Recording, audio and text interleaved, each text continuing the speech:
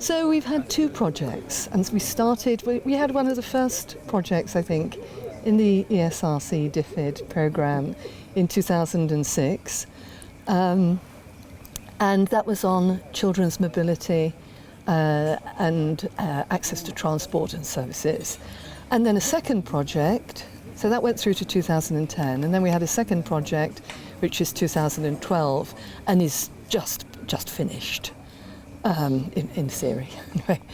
And Tisange was involved from 2006 because when we started this project, we decided that rather than having a conventional academic study, which is with mixed methods, qualitative and quantitative research, we'd actually have a first component which was about young people working with one another and finding out what were really the things that affected their lives. Because as adults interviewing children, you may not get to the real issues.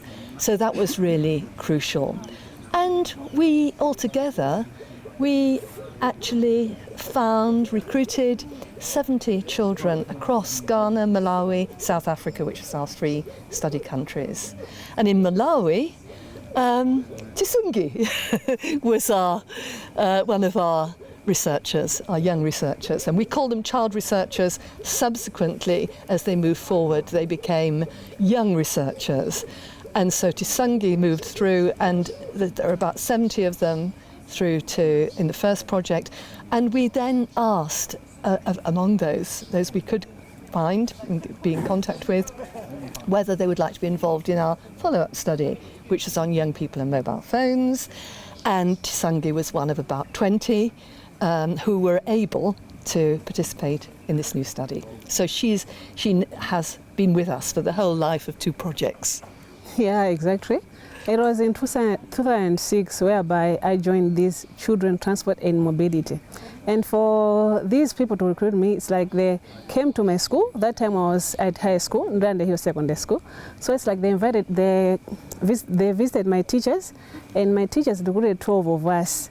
Although these people were looking for 4 students, but for transparency's sake, they recruited 12 of us, and they gave us an assignment whereby they advised us to write an essay about transport and mobility. So it happened that in that essay, I happened to be the second from the highest, whereby I had 75%, and the highest got a 2%. And from that's when I had to start working with these people from Durham University.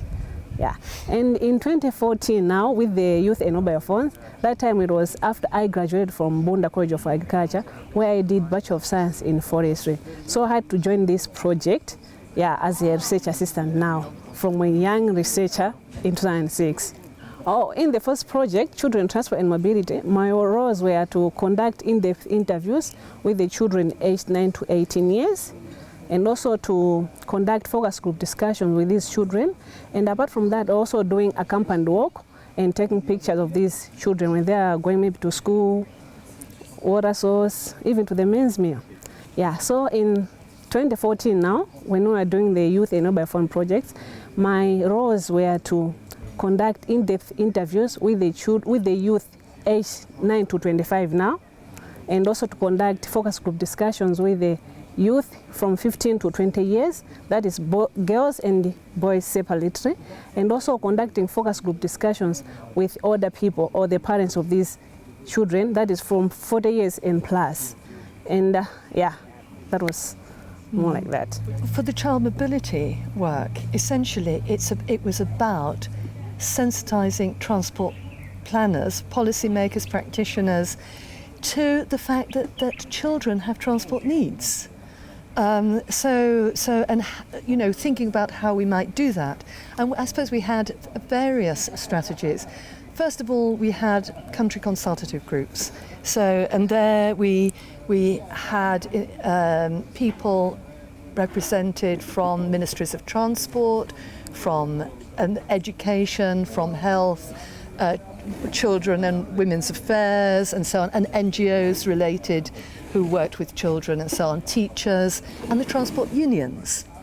Because there are issues around, for instance, girls being propositioned in taxis and so on. So we had these meetings where, on occasions, our young researchers presented, and in some ways this was really powerful, because when they heard from them what was happening, in a sense, it made much more impact than us as professional researchers, in a sense, saying how things were. So we met with the country consultative groups every 6 months, and that went on, and we pursued things in between and so on with the ministries. But also we had as one of our partners the International Forum for Rural Transport and Development, which is an NGO. It's now based in Nairobi. It was based in London, but they have members who are practitioners and policymakers from across the world. And they were particularly involved in our dissemination process. So they have a forum news, and they could get our findings out. They did a special issue, and from that we got a lot of enquiries about what we were doing. So that was quite important, and they actually supported the writing of this children's booklet, which we then got separate funding for 4,000 copies for Ghana and Malawi, sadly not for South Africa. And that went then, I think you were at one of the dissemination meetings for that, and they went to the communities where they'd been working and presented the findings and the booklet. So it went to the local government, to communities, to libraries, to schools, as a resource. So it's a beautiful little booklet which is available on our website. So yeah. So I suppose those are sort of key pathways really for the first study.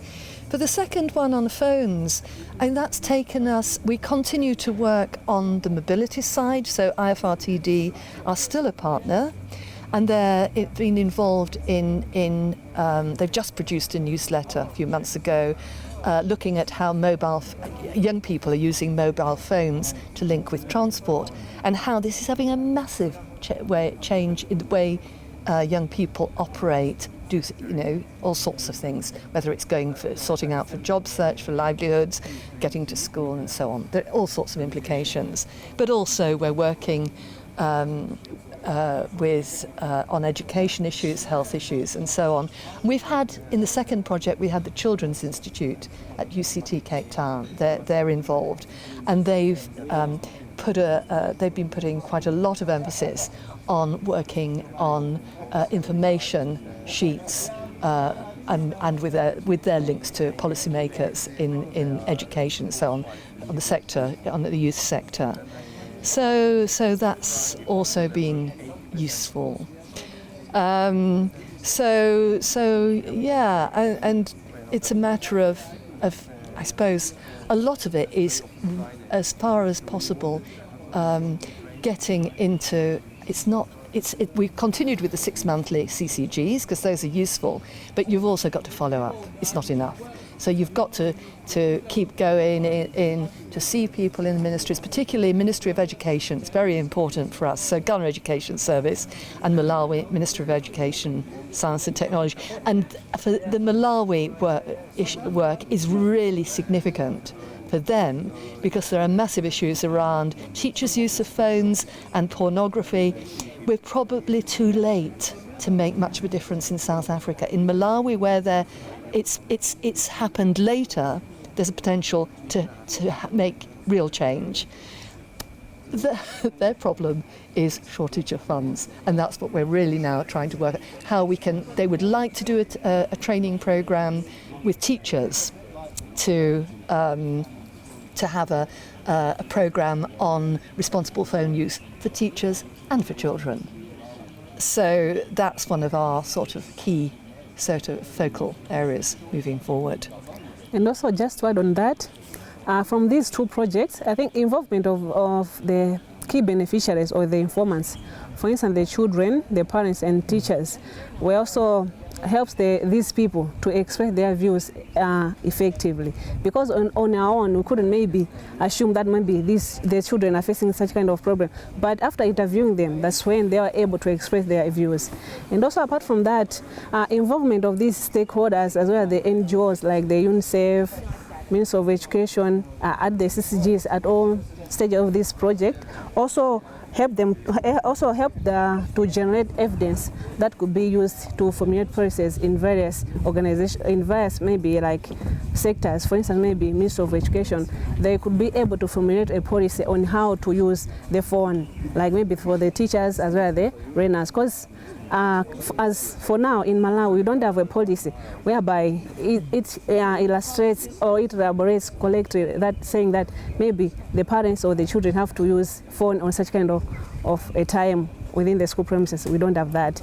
But I think through these CCG meetings and also these stakeholders meetings, I think now these organizations will be able to formulate good policies. I've seen that in some places now we see bridges. Construction of bridges have been there, because it's like the time we are doing children transfer and mobility, you find that in other areas, in other rural areas, children were failing to go to school during the rainy season because they did not have bridges across their rivers, so they had to cross the rivers directly. And you find that during the rainy season, these children would stop going to school, which was really bad. But through the implementation of this project, there have been like infrastructure development in Malawi. We think there is one bridge which links two of our study communities, and it's happened since, and we think it's through all the discussions we had with the Ministry of Transport as members of our CCG, but we can't prove it. And for me, I suppose, in Eastern Cape, we had one village research site which was 5 miles. Children had to walk 5 miles to school. A counsellor walked with us, with the children, to home after school. They now have a school. We went back on the Phones project and they've got a school. It's a very basic school, but it's a school. So. And also, it's like from these projects, we have observed that there has been a number of increase of the households owning phones. Because from the current study that was conducted in 2006 to 2007, it showed that 23% of the households owns phone. But in 2014 now, it changed, because 60% now of the households owns the phone. And this also is like plays a greater role in child protection, because we are more assured that through these phones, most of the children maybe will be able to report about like child abuses, child trafficking things.